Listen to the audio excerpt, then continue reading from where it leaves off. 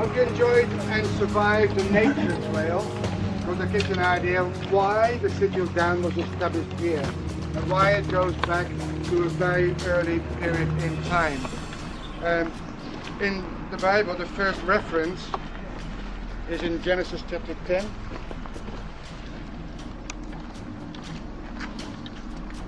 Genesis 10 is the so-called Table of Nations.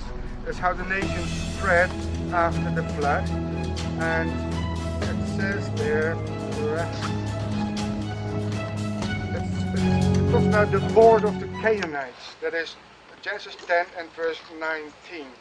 And the border of the Canaanites was from Sidon. Now Sidon is right across the mountains where the sea is, yes? Due west from here. As you come into Gerar and Gaza, you all know where the Gaza Strip is. As thou goest unto Sodom and Gomorrah, Admah and Zeboim. Well, you go to see that place where Dr. Steve Collins is excavating there, just on the other side of the Jordan of Jericho. And then even unto LASHA. And this place is known, before it was called Dan, either LASHA here or Leshem in Joshua here, especially Joshua 19:47. It's also called Laish. So there was then, if you're talking about Genesis 10, that is just after the flood. That is about 4,500 years ago. So this site was already established. Then Abraham in Genesis 14, he pursued those kings that came from Mesopotamia, the invaders that came from the north and invaded the land, captured a lot. He pursued them even unto Dan. And here then the battle took place between the forces of Abraham. He had 318 young men educated in his house. Is educated. So he taught his sons and his servants not only to believe in God, but also how to handle sword and bow. And they could overcome 5 armies of the Mesopotamian kings there. But then we go forward to the time of Joshua, when the tribe of Dan, we already referred to, is in the area of Tel Aviv and the airport, because they couldn't drive out the Amorites who stayed near the coast. A group of them went to this area, and they say Dan went up to fight against Leshem. Remember, I pointed out that little spring that still has got the name Leshem preserved, one of the ancient names of Tel Dan. And they dwell there and called Leshem or Laish, Dan after the name of their father Dan. But in the tribe of Naphtali, but this part belonged to the tribe of Dan. Yes, and he already set up then a site for idol worship. That's I think in Judges chapter 17, or Joshua 17. In Joshua 17,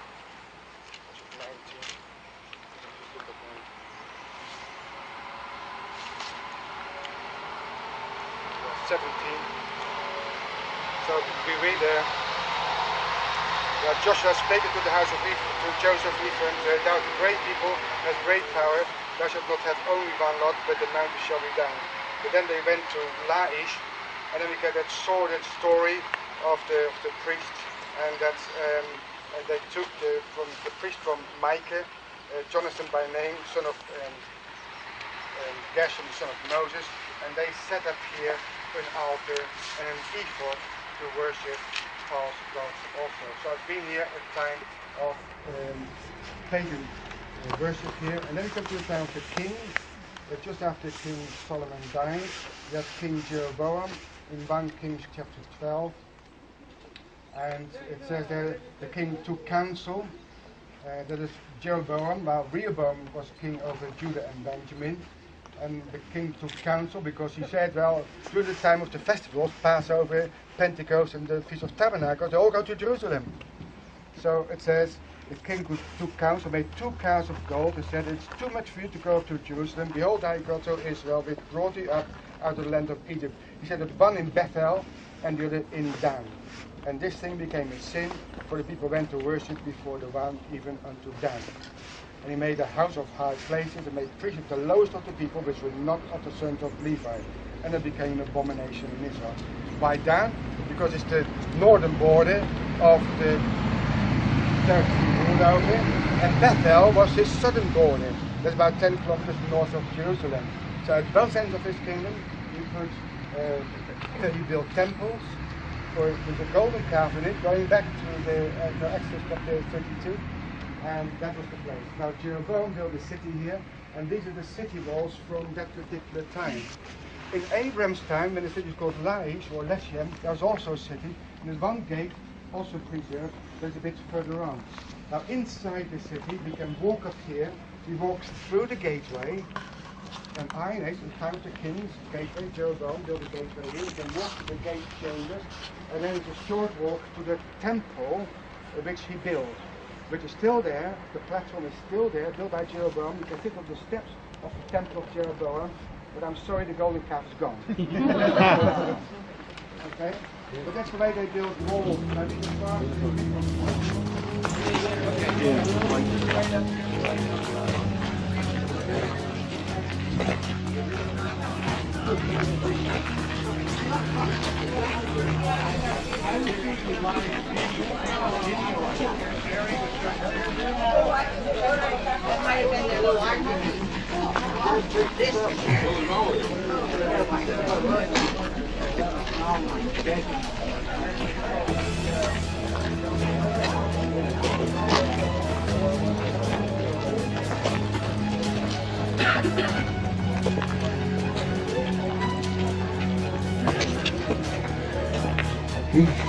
Now just the plan of what we are trying to do here.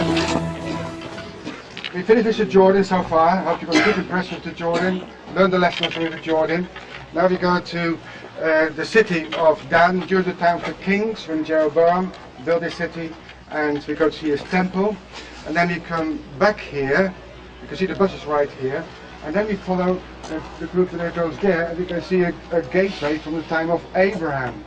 So there's three things to see here from an archaeological point of view. The gateway, you've got to learn a few things about that as well. The temple which Jeroboam built for the golden calf, and then we come back here, and there's still got some path. Then we can walk to the gate from the time of Abraham. Now when they were excavating here, you see there's all paved with stones. There is archaeologists, Michael for example, was to make a plan of every stone here.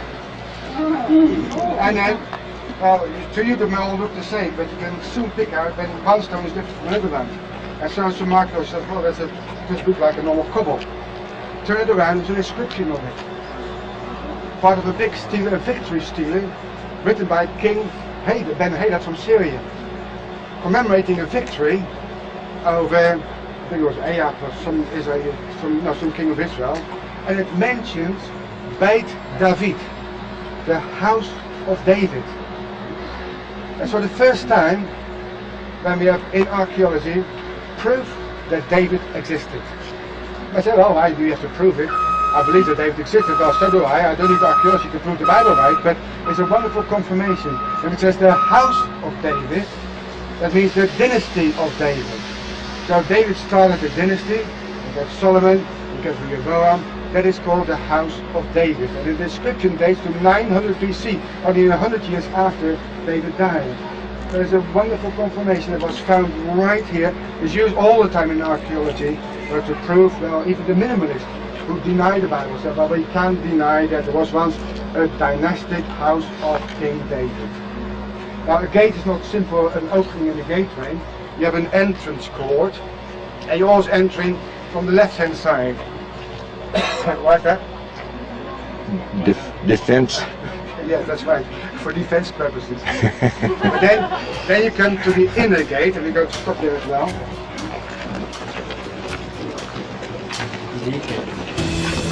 Enter from the left hand side. Let's see, I knew that once. So this is the first gate.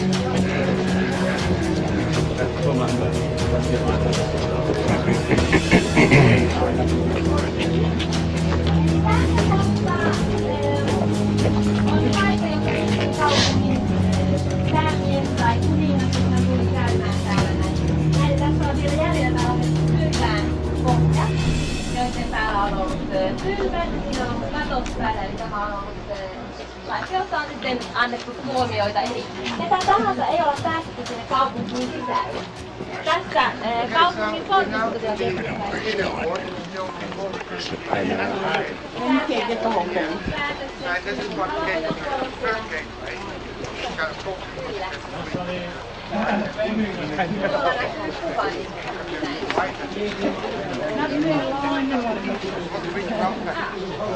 When King David had to flee Tästä forttialueelta on löytynyt se kirjoitus, Daavidin vuori.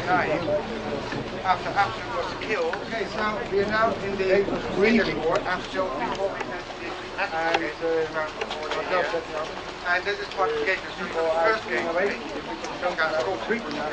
The victory, right? And one says in 2 Samuel 9, and then what we read about when Jeroboam said, King David had to flee and speak comes from that servant, I swear by Yahweh, they will not tell you after Absalom was killed, then all the evil that they were grieving for Absalom, and the king arose and sat in the gate. There's only one place where kings sitting away from standing and don't come out to greet them. When you came in from the gate, one sentence was there in 2 Samuel 19. When Jeroboam said, rise therefore, go forth and speak comfortably to thy servant, for I swear by Yahweh, if thou go not forth, they will not tarry one with thee this night. And the king was that will be worse in thee than all the evil that befell thee from thy youth until now. And the king arose and sat in the gate. There's only one place where kings should sit, where the king sat in the gate. When you came in, you came into the gate. The only place where the mayor of the city or the king of the city would sit to receive important business. Imagine in Machanai was something similar. He was David sitting, and then he would read all the people that came screaming back from the back, and the cannon against Absalom. And the king was sitting here, so there's Machanai, or the ruler of the city here, to receive the dignitaries that come in through the first gate, and then he would leave the actual gate, which is got chains on both sides. So the king sat in the gate, but this is not going to be illustration. That's the only place where the mayor of the city or the king of the city would sit to receive important business. So imagine in Machanai there was something similar. He was David sitting, and then he would greet all the people that came screaming back from the battle. You've always meant to sit on the throne of the king. We're going by. We've done your battle, Steve. Yeah, he says his real throne is at home. It's porcelain. Oh, Stan, why don't you sit up there? I'll get you too. We only have one more shot. Yeah. Stan, why don't you get up? Where my real throne is, right? David, King David. Yeah, they should put a toilet there. You've always meant to sit on the throne of the king. We're going by. We've done your battle, Steve. Yeah, he says his real throne is at home. It's porcelain. Oh, Stan, why don't you sit up there? I'll get you too. We only have one more shot. Yeah. Stan, why don't you get up there? Where my real throne is, right? And a lot of people stepped in the gate of Sodom. David, King David. Yeah, they should put a toilet Here there. the people were sitting here who were giving judgment. Weddings took place in gateways and all important ceremonies. So a gate's not just an opening in the wall, it's a very important place. The gate was closed at night and also opened in the morning. So you can just come in wherever you want to, you're visible, people are watching you. And if you needed counsel or a judgment, you went to the gate. So it's a courthouse as well, as a wedding place. And all the things that happen in the gate is in a structure like this. In the time of Solomon, they used to have 3 chambers on either side, so 6-chambered gateway. We're going to see that in Hazel and Hatzor, in Megiddo. Those are Solomonic city gates. But later, after the time of even Hezekiah, then they went down to earlier than that, in the 8th, 9th century. Then they started to reduce it to 4 chambers, and 2 on either side. Yeah? And then you're actually now going to, and then there were doors barring this passageway, doors barring this passageway, and that one. So even if there's an enemy, you get through the first gate. First of all, you get rained by a shower of stones and arrowheads from on top, from the second story. We had a second story here as well. And then you've got a second gate to go conquer, and the third gate, and then you were inside the city. So it wasn't very easy. Okay, so now we're going to walk maybe 5-10 minutes, and then we come to the sacred site, the temple site, which was built by King Jeroboam for his golden calf.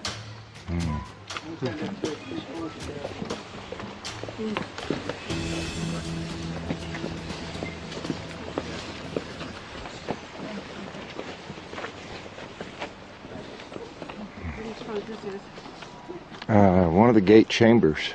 Oh, I didn't hear him. One of the gate chambers. Yeah, this is where the gate really was. Wow. Okay, let's keep up with him. He's a tough one to keep up with, isn't he? Look at that.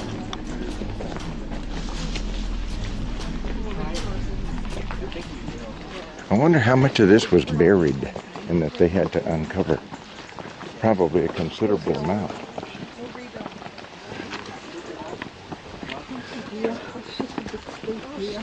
A good view of the gateway from here, the chambers of the gate.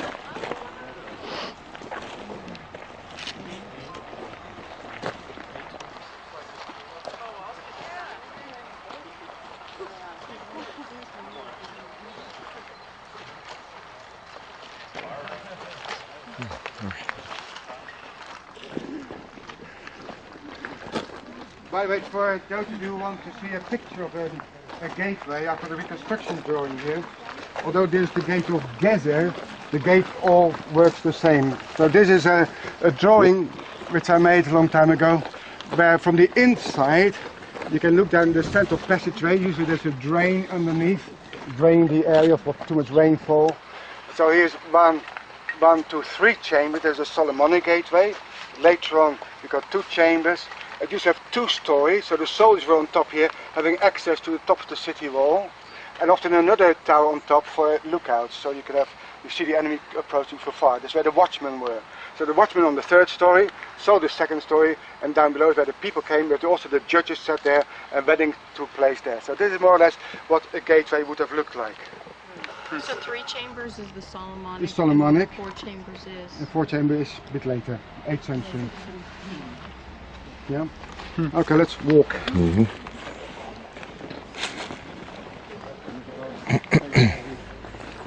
Mm-hmm.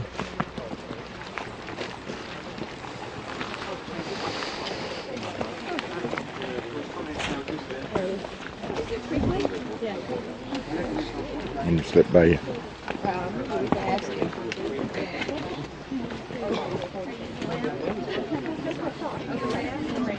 Ooh, the bus is gonna look good after today.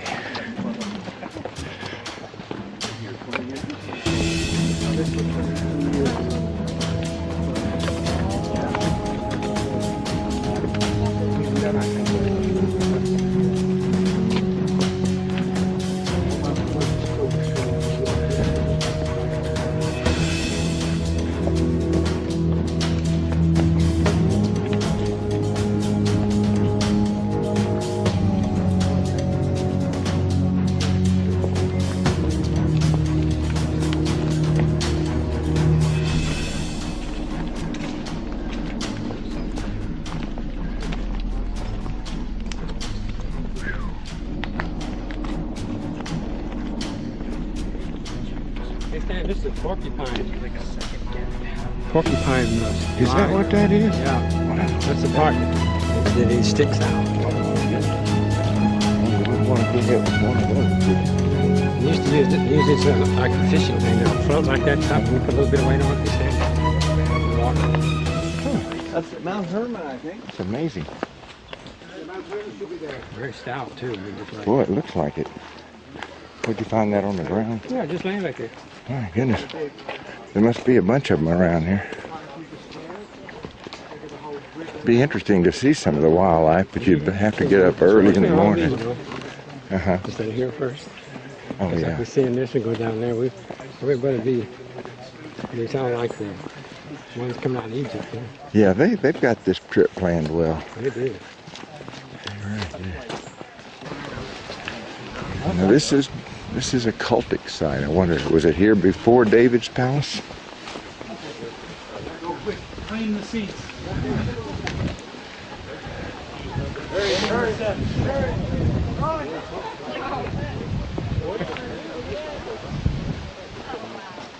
And Jeroboam ordained a feast, and he offered upon the altar, sacrificing unto the calves, and ordained a feast unto the children of Israel, and he offered upon the altar and burnt incense. 1 Kings 12, 32 and 33. Oops, sorry.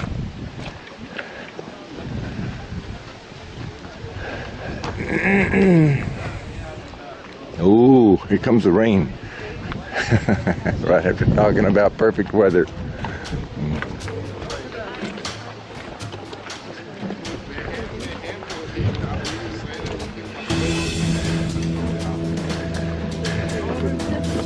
Okay, who's going to play the part of Jeroboam and who's going to play the part of the prophet? Huh? What? What? That's what we need.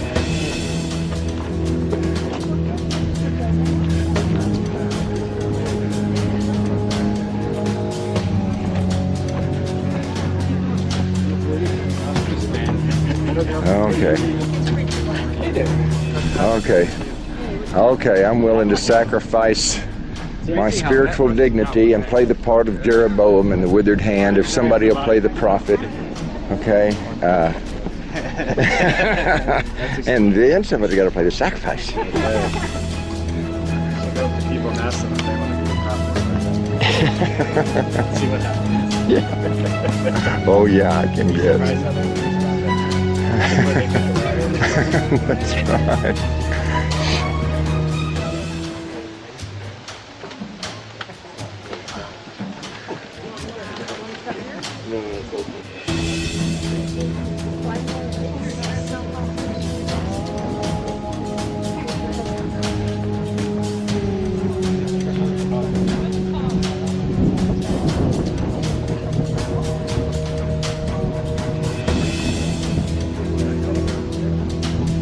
Very well.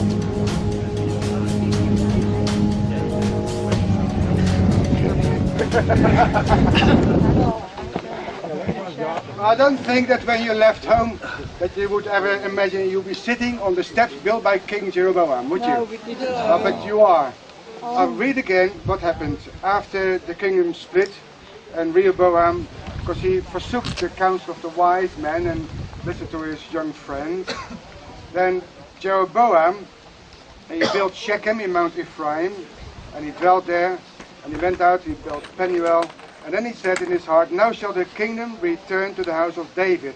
If this people go up to do sacrifice in the house of Yahweh at Jerusalem, then shall the heart of this people turn again unto their Lord, unto Rehoboam, king of Judah, and they shall kill me and go against the Rehoboam, king of Judah. So he saw it as a religious problem, the split between Israel and Judah. Whereupon the king took counsel, made 2 calves of gold, and said unto them, it is too much for you to go up to Jerusalem. Behold, thy God Israel, which brought you up out of the land of Egypt. He set the one in Bethel, and the other put in Dan, and this thing became a sin. For the people went to worship before the one, even unto Dan. Now when you think, what did he do? Just make a clearance in the forest to put a golden calf there. He had to build a rival sanctuary to the big temple in Jerusalem. So he didn't build a little platform and put a golden calf on there. He built a replica of the temple in Jerusalem. Now I've got a reconstruction drawing here, partial reconstruction drawing. So this actually is what he built. You're sitting on the steps, which led to a big square platform. You can see this is the southern wall of it. A big square platform. Would have been a building on top of it. There's chambers, and in the center, right if you climbed the steps, you saw that huge image of a golden calf. And it's not just that he was the first one to build a golden calf. People came to worship here. They took little calves home with them as a souvenir. They found one in Dothan, and they found one in Ashkelon. Little bronze bulls about this size. So it became a thing of going back to the Sinai worship of the golden calf. So what he built was a big complex. You see those walls there, they're chambers for the priests. There are little altars there and libation vessels buried in the ground. Those are these chambers right here. This is part like the temple. Has chambers all around the Temple Mount. They haven't excavated there, but if they would, because you run out of money digging, then you find, I believe, another series of chambers going this way. So you're sitting on the steps leading up to the big temple platform where the golden calf stood, and here was the altar. So the altar was in a separate little courtyard with an entrance. There you can see one, another one there. And then here on this side, there's a staircase leading up, and we calculated this was the height of the altar where they brought sacrifices. So a big wall built all around it. So it was a massive cultic center copying the temple in Jerusalem. And that, I believe, is the value coming to sites like this, because we read about, oh, he set a place for the golden calf. Well, what did it look like? Well, it was a massive construction, a big temple rivaling that of Jerusalem. In order to keep the people away from Jerusalem, you had to build something really super, something that looks like Jerusalem, although on a slightly smaller scale. Yeah, so all that went through his mind, and is the result of his work. So this is right in the middle of the city, well, almost at the northern end, because the city was right behind you there. And these are the two major elements that are excavated, the whole gate complex, showing how strongly fortified the city was, and then this ceremonial complex to rival the Temple of Jerusalem. There's something else interesting. When you read about Solomon building the temple, he built the walls with 3 rows of stone and a row of cedar wood. But this is the same here. If you go around the corner, you can see 3 rows of stones, and then there was a groove made in the stones where a long cedar beam went through. Not very deep, only about so deep and about so high, but all around these buildings. 3 rows of stones and a row of cedar wood. You read it in the Bible, you know that? But why? Was it just for decoration? It's an earthquake-proof design. Because the rows of stone, well, you try to build them on the rock, but you build a foundation, rock is very deep here, so earthquake will move the building around. You get those long cedar beams inside the walls, and you see them in the gateways in Megiddo, for example, in Solomonic buildings. I believe it's an earthquake-proof design to keep the building together. Even when the building shakes, those long timbers hold the stone courses together, 3 courses at a time. Go around the corner, you can see actually the reconstructed cedar wooden beams in there. So he copied not only the design, but even the construction of King Solomon in this temple complex. Yeah? Any questions? Lots. Too much. How much of this was buried, Lane? But you read 1 Kings 12 when you go home. What I counsel you to do, I know it's a lot to take in. If you remember 30% of what you hear from Zach and Steve and myself, then it's a lot. Number 1, take notes. You think you can remember it all, you can't. And second time, perhaps it's a way to study the Bible. If you read about Dan, well, get a concordance out and look where Dan appears right through the Bible. Look at all those passages and the events that took place there. See name changes and what did people do there and for what particular reason. It gives you such an insight into the background of the Bible, which is very informative. As I say, you never read the Bible the same.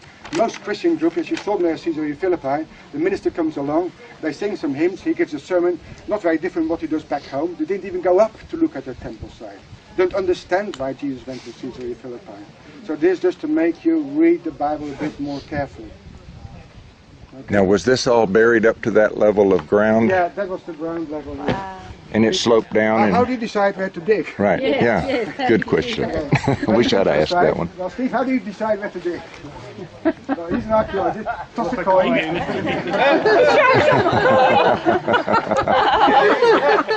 Well, it's a bit more sophisticated than that. I know Steve better than he makes himself out to be. You look at the contour of the site. You look at where the roads go, and you look where the water supply is. Even if you can't see the water, you can still know where the water is. I mean, plenty of water here. But there's only 1 spring in Megiddo, 1 in Hatzor. There are some trees growing. Yes, you can see where the gateway is. The mount dips a little bit. So you can also, from the contours, you can actually study where the gateway is. And then the palaces and the temples are built on the highest place, on the Acropolis, which is this place here. So you dig. Well, you see the ground slopes down there, it slopes down this way, it slopes down that way, you can hardly miss it. So, because you go on the experience of other excavators, how they excavate. And you can't excavate the whole site. You'll be 100 years busy with it. You don't want to do that either. You want to preserve something for next generation, but you want to find out the character of this place. But you know, the city wall, the gateway, the public buildings, an example of some dwellings which you saw when you came walking on the right-hand side. That's as much as you can achieve. Is it just like this when you dig it out, or is it being put back together? No, this is more or less as it was found, but since all our excavations become part of the public park system, often just for the orientation of people, if a stone course is only one course left, then people don't know whether it's a step or a wall or what, so you build up 2 or 3 courses just to give you an idea of spatial orientation. Or you can build a metal altar to give you the size. You don't want to rebuild the whole altar. This is as it was found, but you study other altars, you can see the steps going up, you know the dimensions, the proportion between the length and the height. So this is more or less the idea of an altar, is the horns on the corner. Because we want to teach people what it once looked like, but you don't reconstruct the whole thing because you don't know. You're not supposed to reconstruct more than we know. But most walls stand up at least to this height. And if all the walls are built to this height, then people know more or less what are the boundaries of buildings, where one begins and ends and where the next one starts. So where did all the dirt come from? Cities are built, like Dan is a good example. You'll see later on when we go to the gate from the time of Abraham. Usually they find a place, a strategic place, usually a little rise in the mountainside, next to a water source, a road system, and good fertile fields. To protect a city like that, in the time of Abraham, say, they start to build massive mud brick walls all around the site. Well, you need, like in Sodom which you're excavating, how much do you calculate? How many bricks do you need? 40 million? Yeah, somewhere for the upper and lower ramparts, somewhere between 150 and 200 million mud bricks. Yeah, but those people don't produce food. They consume food. So you must have a large field area where you can grow food. You have to keep those people going.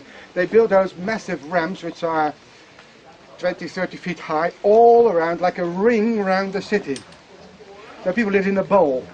So they're kind of protected by these massive earthen ramps. Sometimes a little wall built on top of it. But yeah, we're sitting right on one now here. We can see it better when we go to the gateway. And so people live in, but they get conquered, houses destroyed. The next group comes along, flatten the whole area, build another city on top of the ruins of the other one. They get destroyed, and so on. So you get inside this bowl, you get layer upon layer upon layer of civilization, until they went out of use in the time of Alexander the Great, when the Hellenistic cities started to develop. When you go to Bet Shan, you can see a big tell, and then the big Hellenistic city on the bottom of it, because Alexander the Great said, those tells are far too small for me, I need bigger cities.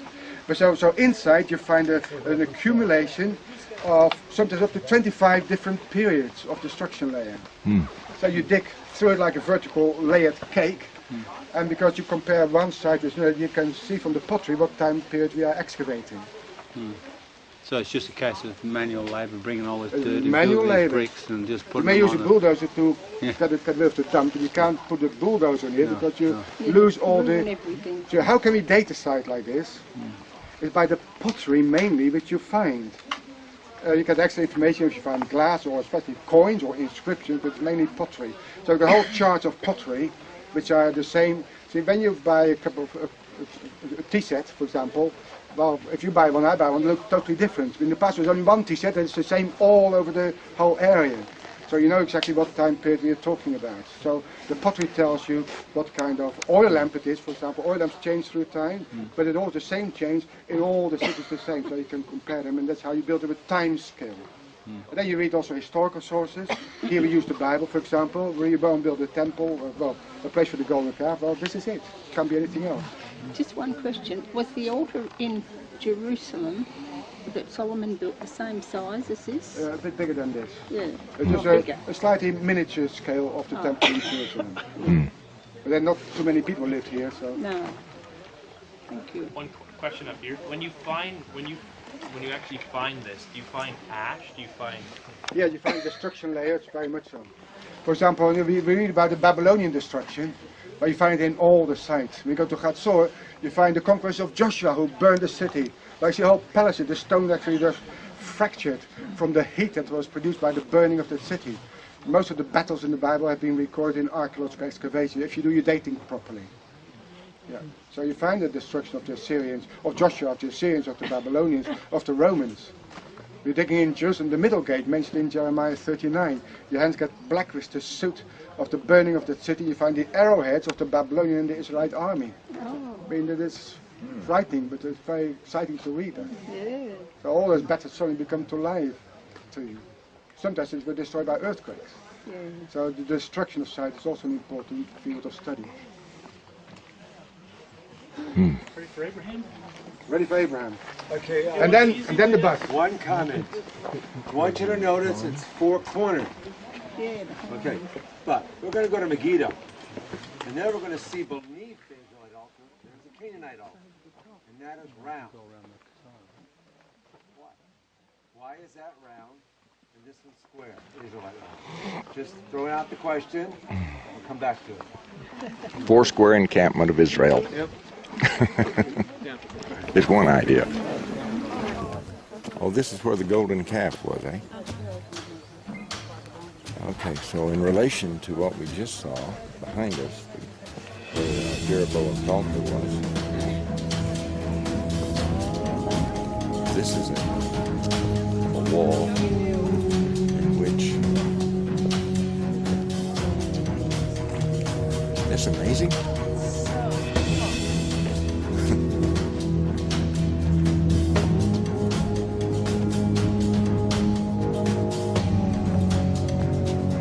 Where the golden calves were set up by Jeroboam.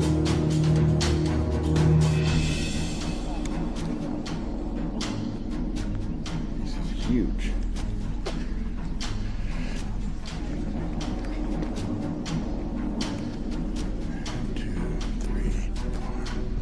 6, 7, 8, 9, 10, 11, 12, 13, 15, 16, 17.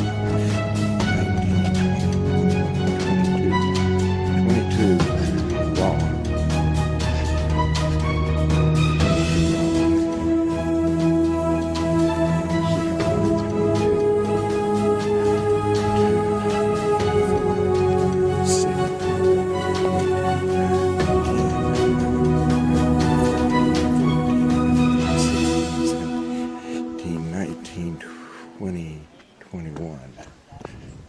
By 22.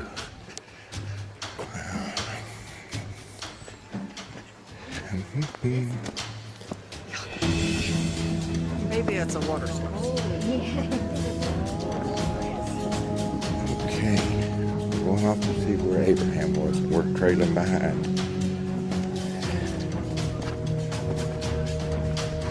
There goes our group up there. Yeah, well, Frank had a great idea. We could have done a little skit right there with Jeroboam and the prophets and the prophet Ahijah, but, well, got pushed. That was from the 6-Day War. This is from the 6-Day War. This is actually probably a Syrian bulldozer or an Israeli bulldozer that got smashed.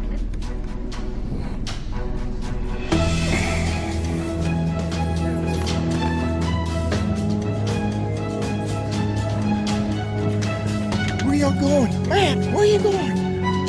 Where you going? Don't go down in there, man. It looks scary.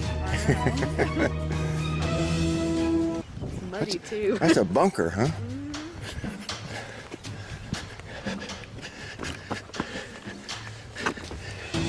But betting sure this is the Lord.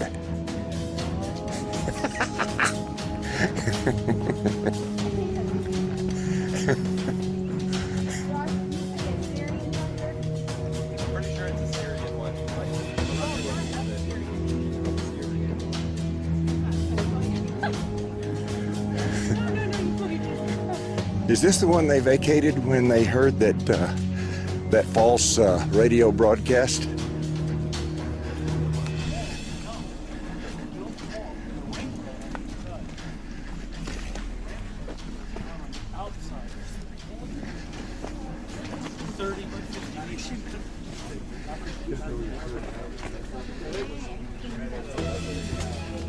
The lone cow.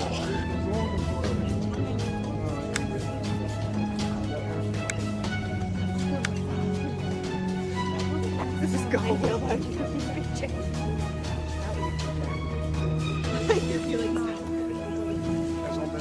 Beyond it.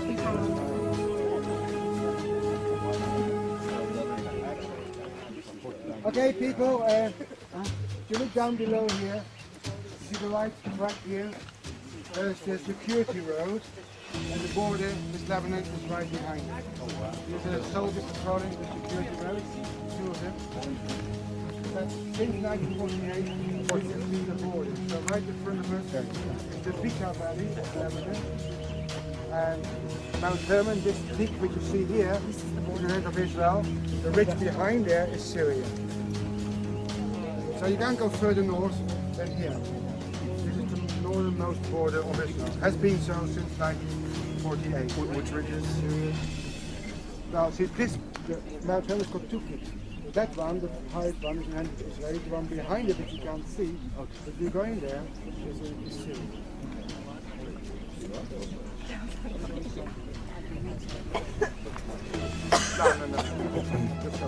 Lane, what city is that over there to the left? You know the city? Marat Ayun. Marat Ayun.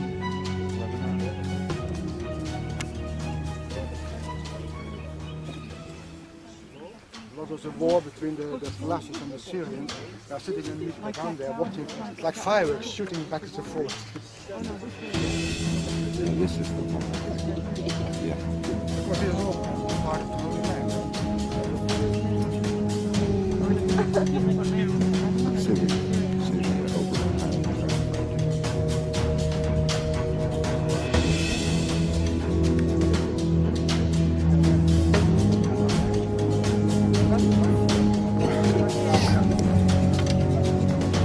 Nothing to go over here in front of the wall.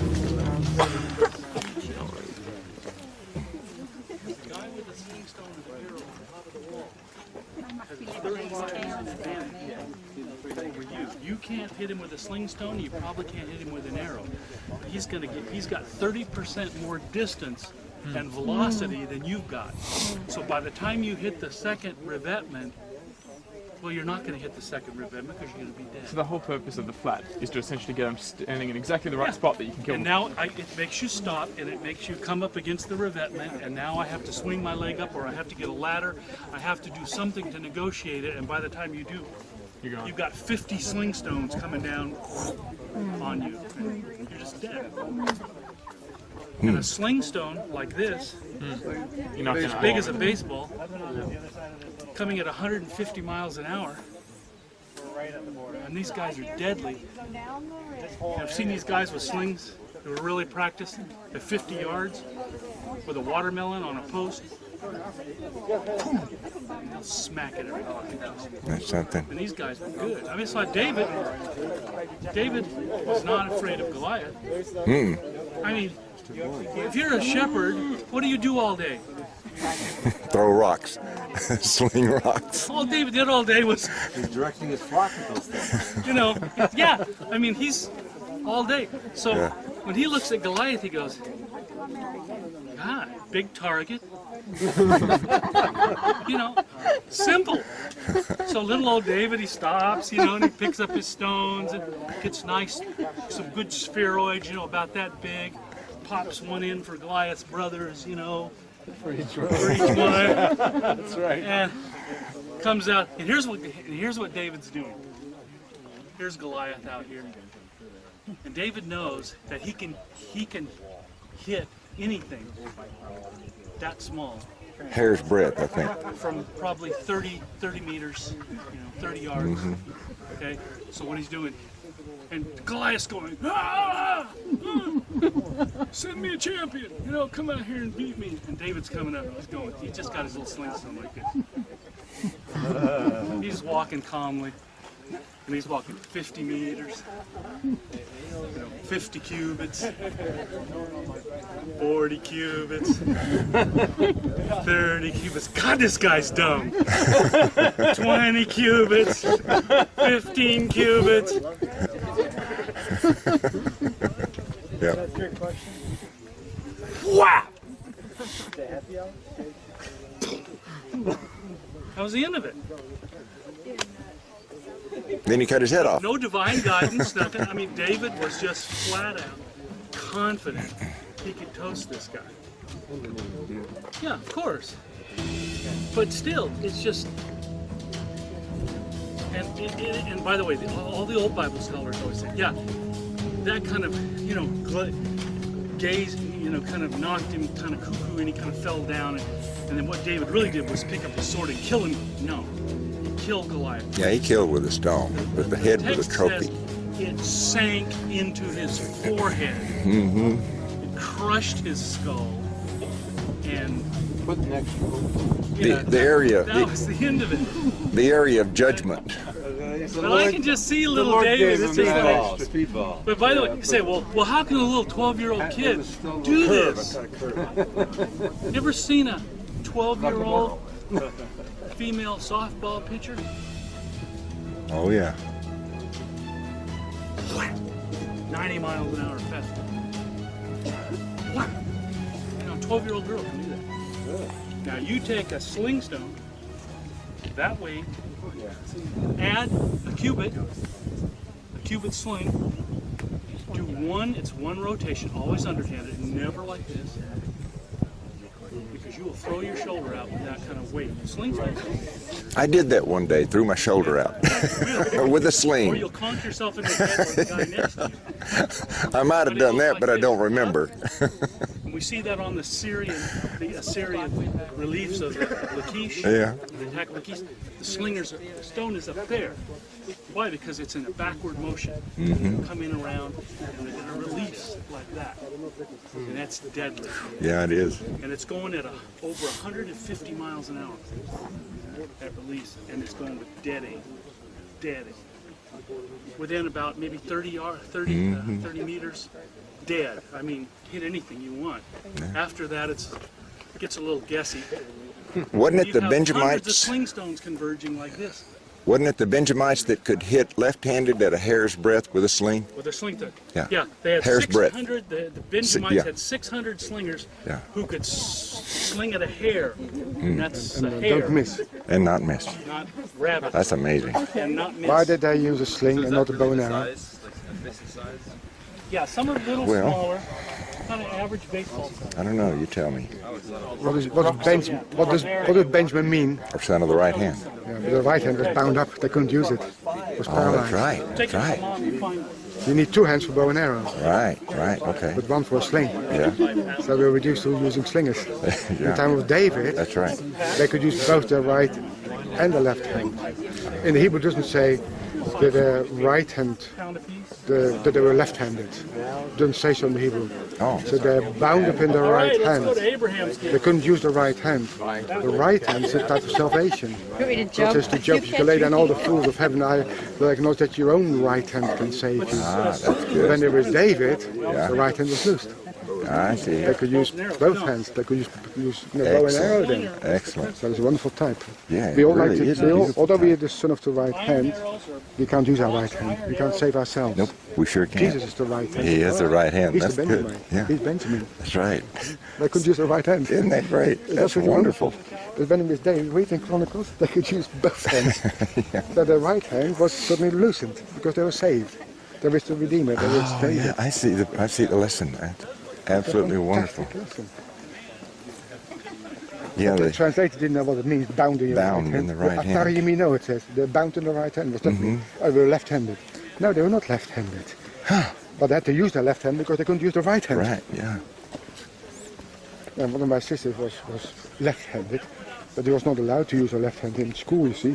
Got whacked on the hand, so she had to use her right hand. But she's actually originally left-handed. Well, I'm right-handed, but the Benjamites were right-handed, but couldn't use it because whatever it means, And it the kept, right hand was bound up. It was like paralyzed, like, Sure, like sure, this. They couldn't use them. now, why was that again? Why were they bound up in their left hand? Was there a historical event that caused that? Well, we don't know that. It's just mentioned. It wasn't the period of time when, in the Judges, when the Benjamite tribe was decimated, was it? Yes, your Ehud.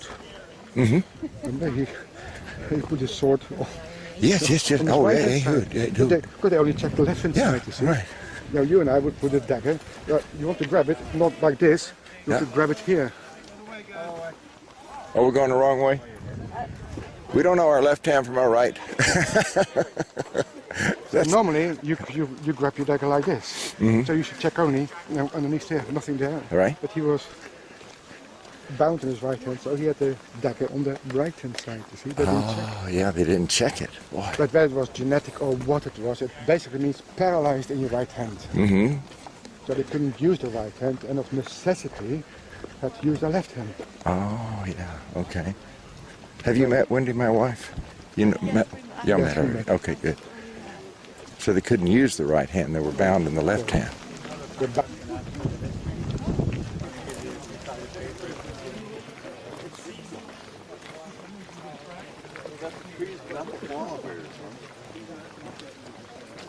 Yeah, those are all over the place in Australia. What'd you find? Over there. Oh, up there on the mountain. We're going to go to Nimrod Castle. Oh, Castle of Nimrod. The Nimrod Castle We might, I mean, we can. guarded the road from Damascus to Tyre. And you get castles all the way from Damascus. You get Kalat Nimrod. Then you get Junin on the other side of the valley. You get Belvoir. And then you go to Tyre or Sidon. So this is east next week and it's fully guarded. But I would say that Abraham, if he came from Damascus, would have come by that castle, maybe the first view he had of the land. And Paul, when he went to Damascus, he probably would have taken this route as well, because this is Mount Hermon range, it goes down and even goes on the plateau, which is for the Golan on this side. Further inland is the Bashan area. There's a Roman road right at the foot of Mount Hermon going straight to Damascus, which isn't far from here, maybe 50 kilometers. By the way, from this vantage point, you could see that the geological fault that separates Mount Hermon, which is an anticline, limestone anticline, pushed up by the Syrian African Rift Valley, from the Golan Heights, which is a volcanic plateau. So you see in front of us is a village called Ein Kinya, a Druze village. Now, to the right of that Druze village, there is a ravine. Okay, you see like there's a ravine. And then you have this flat plateau. So everything to the right of that ravine is all volcanic. Everything to the left of it with the village, you see it's reddish color, it's all limestone. And where those two kinds of stone meet, of course, and where that join is, like in all materials, you're going to have a weak point, and so it's eroded away.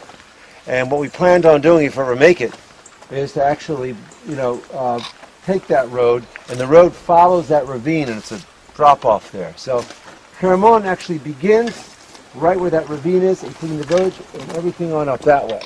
And the Golan Heights actually begins right at that point, extending south all the way, of course, to the Yarmouk River, south of Sea of Galilee. And the gate's right there. Wait a minute.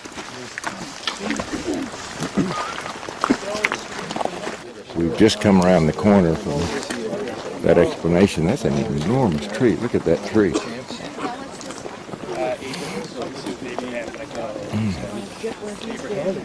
That's a good vantage point. There's a bird. Stay here that we can all see.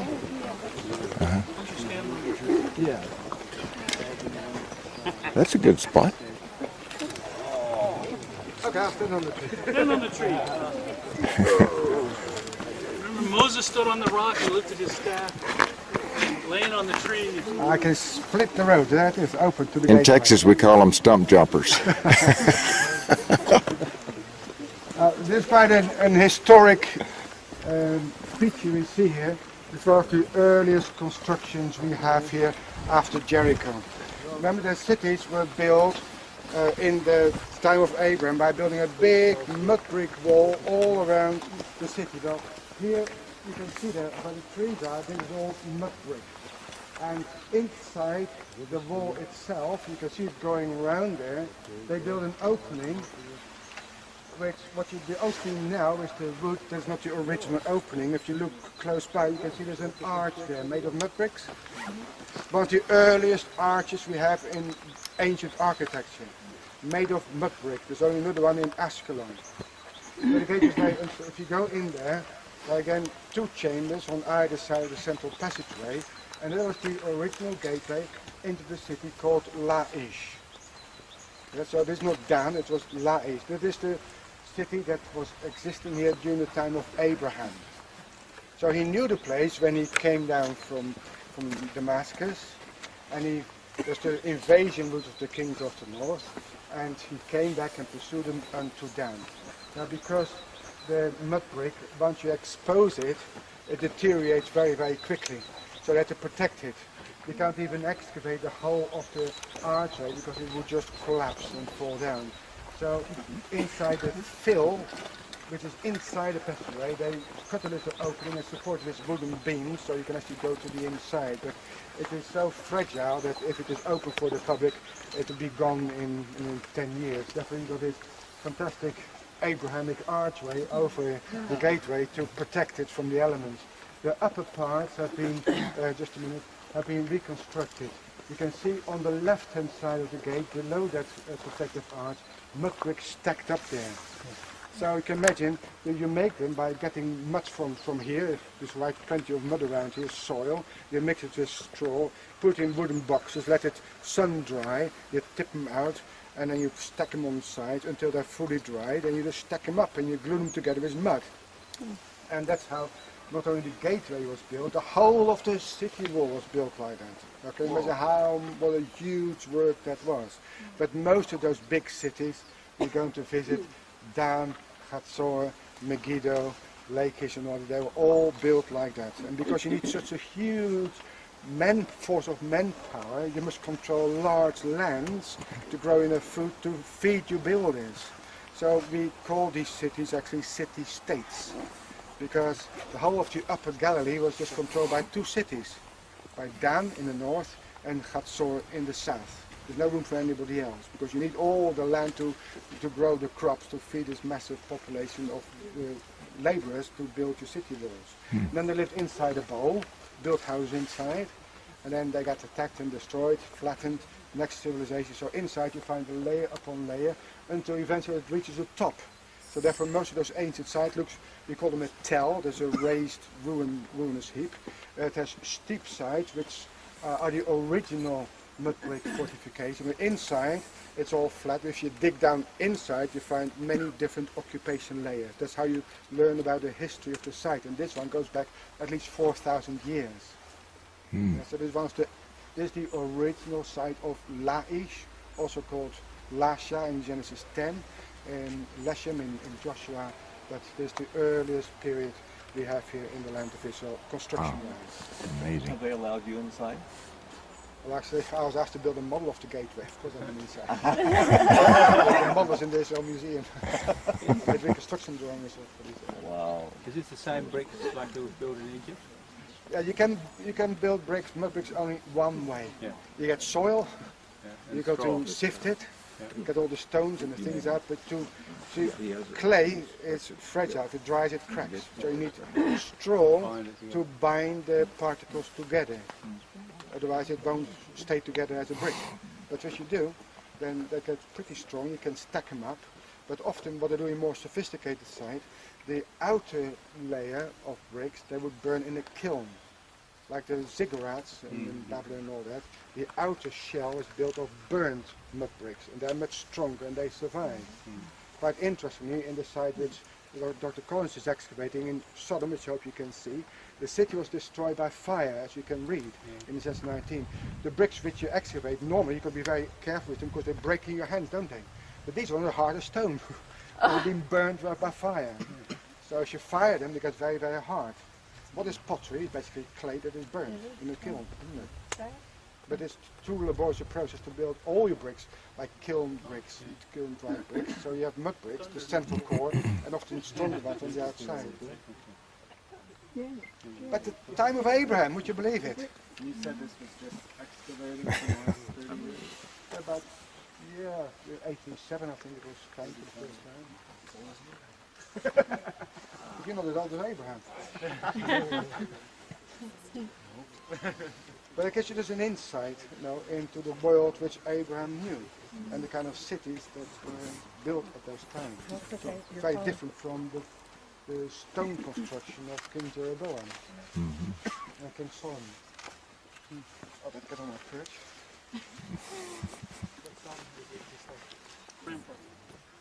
They used it for a while, and then they closed it. Brilliant idea, but it didn't work. So they obviously decided somewhere else is better, so they built another gate somewhere, and we don't know where that is yet. So what's the next step here? Further excavation? They've been excavating here for 50 years. Yeah. This is the longest excavated site in Israel. There's not much else. The original excavator, Trying to stabilize the front of the the original walls. excavator, Abraham Biram, died. See the bricks over on the left? Years old. He's still Oh, Those there. look like they're made, right? Oh, those are found. Oh, they're They didn't. found. Yeah, they didn't manufacture those. That was found at the same time. They just gave up. It depends on your funds and on the necessity. But the road is wonderful. See the stepped road? Steppers preserved. Yeah, very nice. So they didn't complete this edifice, right? They Oh, yes. Oh yeah, They did used complete it? They used it For for a short time. They used it for a a short while, time. and Okay, then for some reason they decided I see. to wall it up and cover it over and make it part of the rampart. It was just hidden inside the rampart. Oh wow. So is it just good How was it portion discovered? that the earthquakes haven't damaged it? You know, a mud brick structure is pretty stable if you don't get a really, really bad Yeah, earthquake. apart from an arch. Well, an arch is An strong, arch is very strong. but then a mud brick arch is not very strong because the mud brick isn't very strong. So I think that was the problem. Because the new architectural invention looked great, but it didn't work over time. So the arch stone started sagging. In other words, it's discontinued making that kind after a little while. It's Yeah. discontinued. Yeah, you don't find it How anymore. far does that go inside? Until the Romans came, they got stone arches. All the rooms Oh. in there are all excavated out. I don't know. Yeah, Good that's like question. that. Two chambers inside. How did they discover it if it was Oh, they're pretty thick. covered? About 6 foot thick. They have to be. How deep does the doorway go in, or the room itself? How It's deep about, is what, it? 15, 20 meters? 15 meters at the base. Really? Well, you can, the wall's about 2 meters thick. Right. You got 1, 2, 3 wall, make you 6 meters. You Right. have 4 meter gate in between. So 6 and 8, 14 meters thick. It's big. It's like a square building. Oh, You inside. see how wide it is? Mm-hmm. It's a square building. Okay. And how tall do you think it went up? Do you think it went up pretty tall? No, that's about the That's about the top of it. maybe a little bit high, maybe not a meter, not much. I think there was actually a little bit of the roof, lime roof preserved. Yeah, it was the places. parapet going Yeah, around. around it. Yeah, so it was preserved almost to its complete height. Really? But only because they covered it up, Yeah, I see. buried it, and made it part of the ramparts. Mm-hmm. The widest, the Yeah, rim. they only used it about 50 years. That's what protects. That's what protected it. How did they discover it? That's a good question. Lane, how did they, what was, oh, there you go. When did they, what was the circumstances of the discovery of this gate? You remember? How they actually saw it? No, I think that they found the stones on the outside. Maybe and followed it up. And they followed it up. I think that's how they found it. Hmm. But then you don't find stones in a mud brick ramp. So I think they found stones. See the foundation right to the right of the doorway? The stones coming up and the mud brick laid on? That's a dry laid bowling field. You look underneath that. In fact, before they built all of this, we actually looked around the foundation. And it's boulders, like this, but they're dry laid. They're no mud between, it's open. And the reason they do that is because in the wet, you want a place where the water can I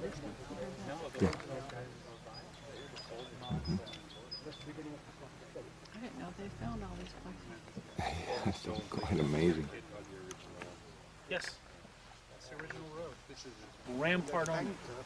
And that was not atypical. That was pretty kind of average. But some of them augmented. They always started with the rampart. That was a typical. You had this big berm around the city. And by the way, that berm is very effective. Because if you have soldiers positioned all the way around, with their shields or just with movable wooden parapets. Yeah, the guy's got to come up. Mm-hmm. You're very effective with a guy because these slopes are average about 35 degrees. You ever try to climb up a 35-degree slope, you almost have to do it on all fours. Mm-hmm. In fact, if it's slick, which these things were kept Yeah. groomed, you have to come up on all fours. You can't stand up on that kind of a slope. You just And that makes you so vulnerable. and especially in ancient shoes. Now you Yeah. might Nikes, but Yeah. but you're not doing it with ancient type shoes. I mean, it was very difficult. Yeah. So in fact, it would have been easier to go up barefooted. But that wouldn't be a good idea either. Unless you had long toenails. Yeah. So the rampart system was a very effective piece of fortification. Did you see that little altar? Some of the olive trees they claim, but this is a eucalyptus tree and it sheds all of its bark, and you see all the bark laying around. So before you buy a, did you see all of these cargo containers?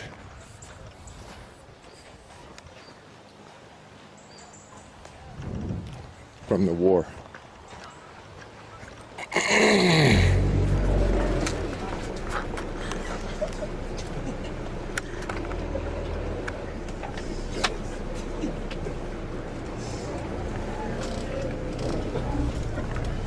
We're backing up.